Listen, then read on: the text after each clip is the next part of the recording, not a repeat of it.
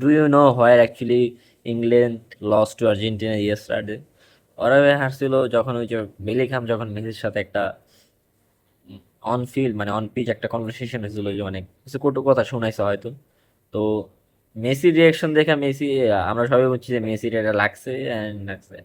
আর এই জিনিসটাই আমার লাগে আর কি ইংল্যান্ডের জন্য কাল হয়ে দাঁড়াইছে। ইংল্যান্ড বেলিংহাম এদের জন্য কাল হয়ে দাঁড়াইছে।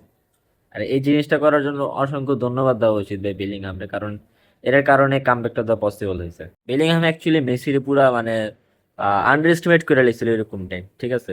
যদি আন্ডার এস্টিমেট না করতে তাহলে হয়ে গেত, কারণ খুব মাদ্রিদ লেজেন্ড যারা আছে ওরাই কখন হবে মেসির লগে এরকম মানে কটু কথা কইতো না, কারণ মেসি রাখলে এই সমস্যা আছে।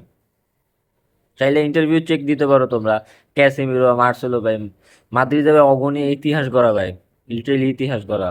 ওরাই কখনো মেসির লগে এরকম করেনি, কারণ মেসি খাইপলে ভাই খবর আছে, এটাকে জানা আছে তো।